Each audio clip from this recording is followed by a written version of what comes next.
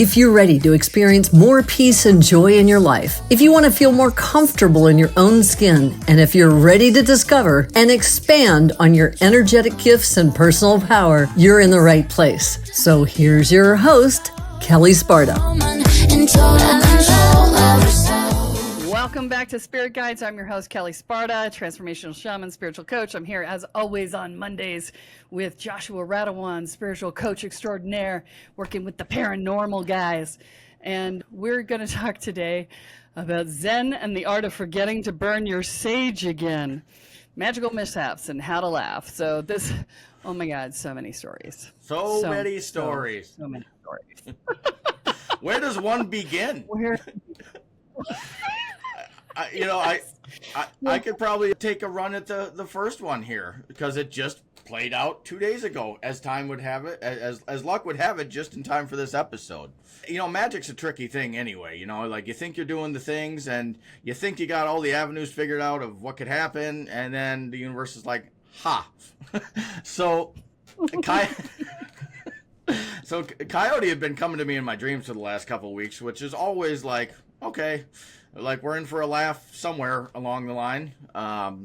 You know, I had done some things with my wards on the property. You know, I had felt, you know, somewhat, you know, a need to protect myself on a deeper level at some points. And I'd never taken that down. And I could not figure out for the last 3 months why, as I got closer to the house, I would, you know, I'd feel good. I'd get on the property. I'd start feeling heavier. I'd get in the house. I felt even fucking heavier. I was like, what's going on? I love this place. I had created such a, you know, heavy duty shield that nothing, and it took me a couple days to unravel all of what was going on. I wasn't letting energy in, and more importantly, I don't know if it's more importantly, but I wasn't letting anything out either. And, you know, so it was actually one of my students in the class. You know, she had this, you know, amazing gift pop up, and she's like, I don't know what's going on. I can't read you. You know, like I can touch everybody. I can see everybody, but it's like I can't see anything new. I was like, huh. I was like, let me think about that. So I left. I went outside the ward, and I'm standing in, you know, the middle of the road, and she's like, oh, you know, there you are. And I was like, all right, I want to try something. I didn't tell her what I was going to do, and I walked back. And she's like, where'd you go? And I'm like, okay. You know, and then that started, I was like, okay, there's some things to work out there. And it was affecting business. It was affecting a lot of things. And it was, you know, and this is the big laugh from Coyote. It was, you know, like, are you going to let people in? You know what I mean? Like we're working on opening the heart too. You know, like, are you going to open it? You know, are you going to let people in a little bit? I mean, do you need to be that boxed up? You know, that was the most recent one. Well, and it's interesting that because the first time when she couldn't reach you, she was inside the property, right? Yes. Well, So the first time she pinged me during the day while I was off the property, and I could hear her on my, you know, shield. She's like knocking, and I'm like, I was mid conversation with somebody. I was like, I don't know who this is right now. I was like, I'm mid conversational, and then, you know, she told me about everything that had happened to her that day and this, you know, this new blossoming of her gifts. And, you know, she texted me, and I was like, did you, you know, was that you about 2:30? She's like, yes. You know, so that is how that led up, but she couldn't catch anything inside the property. Oh, okay. So it wasn't just the property itself; it was also you. Yeah, it's also me. Yeah. It's always also me, isn't it? Yeah, yeah. Well, and language is so important when we set things up too, because sometimes, you know, we think, oh, well, you know, we'll just do this, right? So, like, I had a friend who looked at me and said, "I want to live in a magical house," and I said, "No, you don't. Take it back." And she was like, no, really, I do. And I'm like, no, you don't. Do you want doors to open to random worlds, and, you know, that your hallway changes lengths all the time, and that magical creatures come and go from your space with absolutely no boundaries, and time and space might operate differently within the inside of your house, and that therefore you might not be able to hold a job? And she was like, oh, no. I'm like, yeah, choose wisely. You speaking from personal experience on that one, Kelle? I'm kind of, kind of. So at the time, I lived in what we called the magical house, and it was a house filled with witches and shamans, and everybody was doing energy work in the house, healers, whatever, right? And so we actually had to have rules, magical rules for the magical house, because every time something went south, we made a rule for it. Right? It was like, the very first rule was no mucking about with time and space within the confines of the property, because everybody was late that day because they had slowed down time inside the property relative to outside the property, and it was a problem. We were all pissed. And so that was rule number 1. And then, it was no mucking about with the time and space within the confines of the property. Never summon anything bigger than your head. And that's because my friend Ken had summoned a moon goddess or ghost or something, and then the next rule was, if you summon it, it's your job to banish it, because he as much as he worked with these things, he was afraid of ghosts, and he didn't want to let them. He was like, could you banish it? And I'm like, no, you summoned it, you banish it. That's how this works. And then it was, don't open doors and windows that you don't know where they go, because that happened. And then if a door or window opens of its own accord, do not wait to see what happens. Inform the house warden immediately, because that also happened. And ghosts or guests, corporeal and non-corporeal, may stay for a maximum of 3 days, and they must stay in your own room, which of course was because my roommate Rachel was very good at inviting the fairies in, and they loved me, and they used to come into my room. I had my room warded separately, but I would have a friend stand in the doorway and be like, "Hi, honey, come on in." And the fairies are like, "I can be honey." And they just walk in with them, right? So, they would mess with my space. Like, they would open the door on a clock that I had, and you had to lift the face of that door up in order for it to open. It was not something that could just fall open. They would just mess with it, and I'm like, "Rachel, come and get your fairies." And then the last rule, before I let you jump in, the last rule was always, always, always take out the trash, because you got to clean up after yourself in all ways. So yes, the magical house had magical rules because shit happens, right? Is this a house by chance on Airbnb? Asking for a friend. Not that I want to stay there. Maybe I do. I think always looking for a new vacation spot. Sounds interesting. Ironically, it is a men's house for men in recovery now. Oh. Which is very interesting. A lot of healers went through that place, so that's actually pretty cool. That makes a lot of sense. That's awesome. I looked it up and I was like, yeah, it's a group home for men in recovery. So that's awesome. It's I was like, wow, that's fascinating. So the shaman at that house pulled the ley line that was on the property already and just touched it into the house, so he woke the house up. House was over 100 years old anyway, so it was mostly sentient, but it just needed a little extra energy, and the house was like, "Why? Hi, how are you doing? Hi." Yeah. So speaking of magical mishaps, there was another magical mishap that happened in the vicinity of that house. We were all outside in an open air performance of the Scottish play Macbeth, right? And the Lady Macbeth was doing her "by the pricking of my thumb something wicked this way comes" line, right? And we were outside, and when she was saying it, she was magical. Lady Macbeth was like running some serious energy, and 2, I said it with her because I'm stupid, right?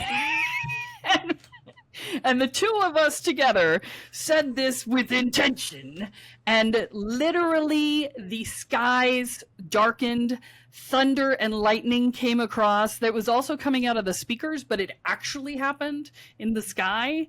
And everyone went running for the gazebo because the sky opened up and just doused us all with water. It's like the spirits went, "No, you can't have that." They were like, "We're gonna just douse that right now," right? And so you're like, "Wow, all right, that was intense." And so we ran home when the rain let up a little bit, and the front door to the house, which we never used, we always used the kitchen door. The front door to the house, which is a 3.5 foot wide oak door, heavy as all get out. We never used it, so it was almost never even unlocked, right? That door was standing wide open when we got home. And the ward, so we had a wreath that we had all worked together to, weave twine and yarn around and to create into a pentacle at the time and to protect the house. It was our way of weaving all of our energies together while we were protecting the house. That ward had fallen in the wind and broken. And so we came home and had to clear the whole 3,600 square foot house plus the basement from 3 stories plus the basement, top to bottom, 6 bedrooms, 4 baths. We had to go through and smudge and clear the entire house and reset the wards because of me just saying something intentionally with somebody else who was also being intentional and blowing things up. So the dog was cowering in the corner. So she was terrified. Yeah. So it's funny because I guess, as you were talking about that, I can give you a prerequisite to the ward issue I just went through and why the ward was so tough. So I work with paranormal investigators, and, they have a penance for touching things that they probably shouldn't, like, Ed Gein's knife, for instance. Mike, if you're listening, man, stop touching stuff. Don't do that. So I went to, I was teaching a class to him, and I saw, in my symbolic library, what looked like a simple entity. I was wrong. It was a wraith. So, what that is a hologram of somebody who passed with unfinished business, and they are a very angry spirit. And the thing was beating up on me throughout the day. He was hitting the shields left and right and all the things. And, whatever it did, when I got home, me and my beloved got into an argument about the wards, and I left the property, and I was like, well, fuck it, I'll just take them down. And that's all it took. They came down, I came home, I was in better spirits, and then all of the lights in the house start flickering. I was like, oh, shit. And, I was able to push it back out, figured out how to push it back out, and I actually reached out to you. I was like, this one's a little different than anything I've dealt with. It seems angry, and it's just kind of walking the perimeter. I don't know exactly what to do, but that was the reason that I walled up so tight. It's because, I'd never really, faced off against anything quite like that. So, wards and the cautiousness of the language in which you use. Yes. And so, that's how a lot of things go south.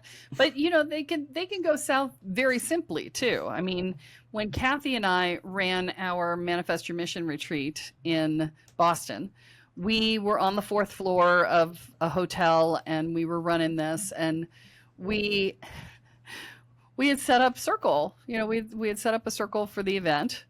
And, at the end, it's very easy to forget to take your circle down because everybody wants to talk to you. Everybody wants to chat. Everybody wants to like be in and out, and you're cleaning up, and, it's very easy to forget to take down your circle. And to the point where I now key my circles to fall of their own accord when I last leave the room, because if I didn't, I would forget 80% of the time.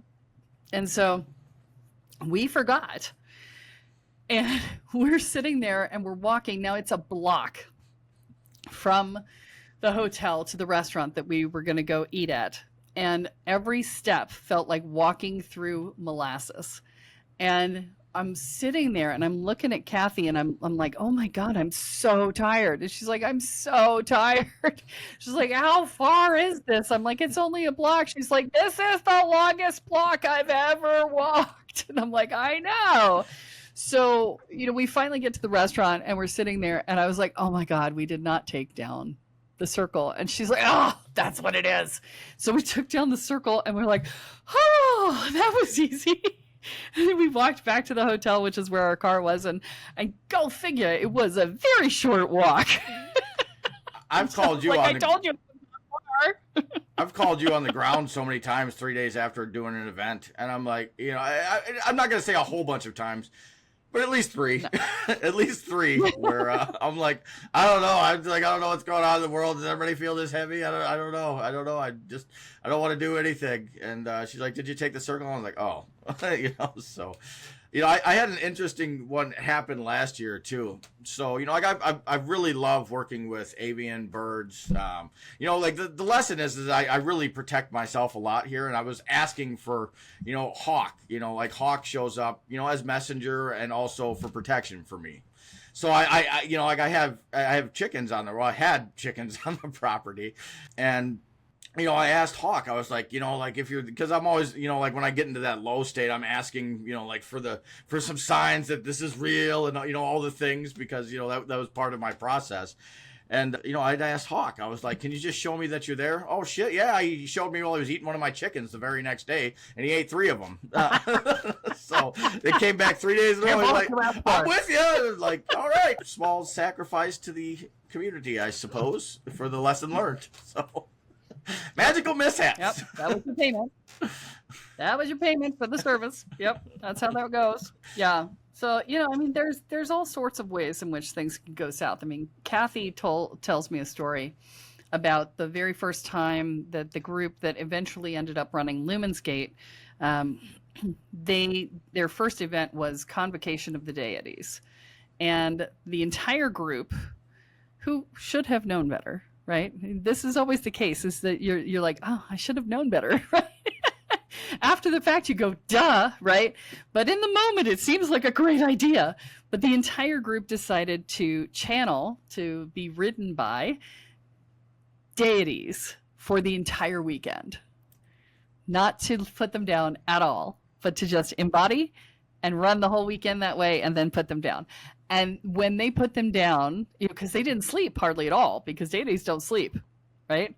So they didn't sleep. And they put it down and they all just fell face first. They were like, we have to extend for another day because we can't leave. It was a lot, right? So, there's so many ways in which we screw up in this work. And your language makes a huge difference. I mean, you don't want to be casual with your language when you're creating something. So I remember years ago, I did a manifestation for a partner. And I wrote out this long list, and I've still got that list somewhere. I think it's at my cousin's house now. But I wrote out a long list of what I wanted. And I manifested someone who was exactly what I asked for on the list. And he was a Republican Catholic with political aspirations who wanted to get married and have children. And I am none of those things. But he fit all the rules on the list. One of them was on a same spiritual path as I am, or a parallel one, right? Catholicism, if you're following it as a spiritual path and it's important to you, it could be a parallel path. That would work. Nowhere did I say common values and goals, because that would have been too easy, right? And, he got along great with my friends. He was super, super hysterical and fun and funny to be around. He was smart. All the things that I wanted, right? And, I missed some significant things on my list, which is a problem when you make a list, right? This is why I encourage people all the time. I'm like, pick 1 or 2 things that are super important to you and then say, and who makes me happy, right? Because everything else will be filled in there, right?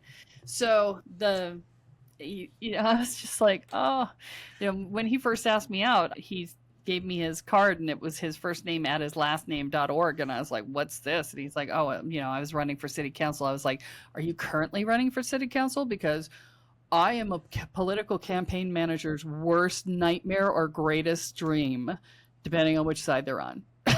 I'm like, I don't want to be the reason you don't get your dream. Right. And he was like, oh, now I have to date you. I'm like, okay. Yeah. My skeletons live on my front porch, baby. So, there are no closet for them to hide in. Almost 400 episodes at this point of your skeletons. Yeah. I'd be like, I don't know anybody else who puts it right out there. I can't wait for the retreat. Yeah, that's where you get the good stories. Kelle After Dark. Kelly after dark. Yes. Oh. Stuff I don't put out in public. But yeah, I'm happy to tell you. I just, not everybody wants to hear it. So, You know, there's a reason, you know, I don't use a lot of magic. I really don't. I mean, the magic isn't creating the life I want. You know, and that's something that, you know, you've taught me. Don't get me wrong. I still, you know, play around a little bit. But, you know, just recently, you know, you walked me through some deeper level things over the last week. And something I didn't tell you is that, you know, I had done a certain working last week, and we had used I can see you waiting for this next piece. I'm waiting. We had used some Hecate Crossroads oil on the candles in which we used, which led us directly to the crossroads, but it was the crossroads that gave clarity. Well, that's good. Yeah. Well, it was like Daniel and I when we were dating, and we were like in this like push me pull you and having a hard time, and we both went out to a festival, and we both independently of each other at separate times in different parts of the room bought a piece of jewelry that had Om Mani Padme Ho on it, which is bring me peace now. And we both put it on, and that evening we broke up. We came to super clarity. He said, I don't want to live my life at your speed. And I said, I ain't slowing down for nobody. And that was like, okay, I guess we're done. And so the clarity came through because we put the intention on ourselves, right? We're like, bring me peace. And we were peaceful after that. It was super peaceful. But, you know, it didn't come in the way that you expect all the time. So you've got to be very careful with that. I'm trying to think of one time it came in the way I expected. That'd be a very short episode. Like, I have nothing. I've manifested things that are very much what I expected. You know, I had a back when I was running my community house, which I used to do because I lived alone and I was single, and I was like, this is the only time I'm social. So let me live with people, right? I had somebody moving in from California, and she was like, I said, what do you need? And she said, oh, I need dresser and a nightstand. And I said, okay, I don't have a car, but I'll see what I can manifest for you. And I was walking up the street, and we lived at 17, and in front of 7 on our street was a nightstand and a dresser out for the curb. And it was about to rain, and there was a guy across the street. I said, hey, could you help me get this into the house before it rains? And he's like, yeah, sure. So I got help moving it into the house. I didn't get it up to the 3rd floor. That was as far as he was willing to go. But I did get it up to the house, and then had somebody else help me out with getting it up into her room. But, you know, I got a dresser and a nightstand within, I want to say, like 2 days or 3 days of when I had set that intention. And I also manifested a headboard in the same way, exactly what I wanted. You know, I mean, there's this, I was in my, well, this is more manifestation stories, but yeah, I mean, there's all kinds of stuff. We'll tell the manifestation stories when we talk about manifestation, but you can get what you want if you have a clear intention. The challenge is we get lazy when we say things sometimes, and we go, well, you know, just kind of like this, and that's my intention, and it'll be fine. And it's like, it's not fine if you're not careful about how you language it and how you phrase it. If you're not paying attention and focusing your intention, you're gonna have a problem. Yeah, we had a money altar last fall, and you know, we weren't real clear on how the money was going to come in. And then, so I'm sitting in the, you know, we have a big picture window, and I'm looking outside. I was like, well, it looks like a tornado. And then I remember, you know, talking to Mother Nature. I was like, hey, can you like make that so it doesn't hit the house? And, you know, so it's funny because like on our front porch, we have a little water dish, cat water dish, and it can't weigh more than a half a pound. Wasn't moved at all. Everything to the other side of the house, ripped shingles off, blew the topper off my truck, blew one of the outbuildings right over. But we got money because I'm I was a contractor, so I can fix all that stuff. But piece, you know, one of those lazy, didn't really think out the intention piece. But, you know, the universe provides. Hey, you know, the universe provides. And I'm grateful for that because we needed it at the time. Yeah, well, when I was on Walkabout, I wasn't sure how I was. Well, I didn't even know I was going on Walkabout at that point. But, you know, I was working as an assistant for a medium, and I was at an event of his, and we were in Providence, Rhode Island at a hotel. And, the police show up and they're like, somebody has broken into your car. Now, the week before, my guides had said, back your computer up. Get it backed up onto a disk. So all of my data was off the computer. So I didn't lose anything. And the computer had been state of the art. So this was like 2001, 2002, probably early 2002. And it had been state of the art in 94, but that was a long time earlier, right? And it had been gifted to me by a friend's boyfriend who had used it for his business. And so speaking of the universe providing, the computer itself was worth maybe $50 at the time, but evidently my homeowner's insurance or my renter's insurance actually included replacement value. And because it had been top of the line, and because when I asked him, he did actually still have the receipt because it had been a business expense, and I provided the receipt, they gave me $1,700 for that laptop. And that gave me the money. Yeah, this was definitely early 2002 because it was just before I left on Walkabout. It gave me the money to pay off the last bit of my car and have like $1,000 in my bank account, which I did not have before that, just as I was going out to Walkabout. So, the universe will provide. That was part of the Walkabout is the universe doing that. And I didn't even know I was going on Walkabout until after I had gone to a festival and left it and thought that I was going home, quote unquote, to my new home. I thought I was moving. And I drove into Bloomington, Indiana at 5 o'clock in the morning and went, this isn't home. Ah, crap, I'm on Walkabout. Right? So I didn't even know. But the universe provided and gave me the money I needed to do everything. And it did that the whole time I was on the journey because I trusted that it would, right? So our intentions are what create our reality. And, when we approach magic and manifestation and energy work, because it's all the same thing. I know we use the term magic, but quite frankly, just because it's a shorter word than anything else. But the anytime we're doing that and we're doing it intentionally, like trying to manipulate the universe, there's a piece in that trying to manipulate the universe intention that is inherently flawed because we are trying to do something instead of just allowing the thing we desire to arrive, right? And just knowing that it's already ours, right?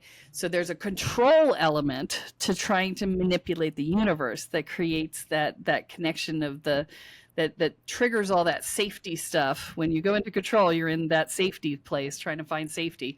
And that safety piece triggers the victim piece, which will oftentimes manifest randomness for you, other than what you intended, unless you really work hard on cleaning up your energy around it. This is the evolution that I've come to in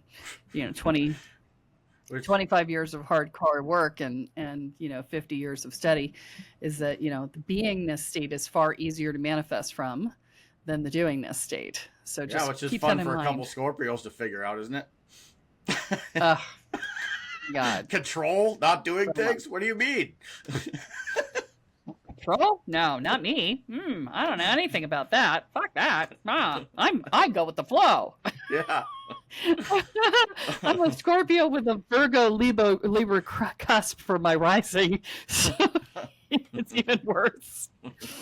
But yeah, so okay, all right. So I think that covers it for this week. We got more though. Tune in next week. Yeah, we have. Yeah, tune in next week when we tell you exactly how we blew our heads off. Yeah. Yeah. So that's it for this week. And remember that what you focus on expands. What you intend is what you create. So choose wisely. Have a great one. So that's it for today's episode of Spirit Guides Podcast. Head on over to iTunes, Apple Podcasts, or wherever you listen and subscribe to the show. Every week, one lucky listener who subscribes and posts a review on iTunes will be entered into a drawing for a $10,000 value grand prize and a private reading with Kelle Sparta herself. Be sure to head on over to spiritguidespodcast.com and pick up a free copy of Kelle's gift and join us on the next episode.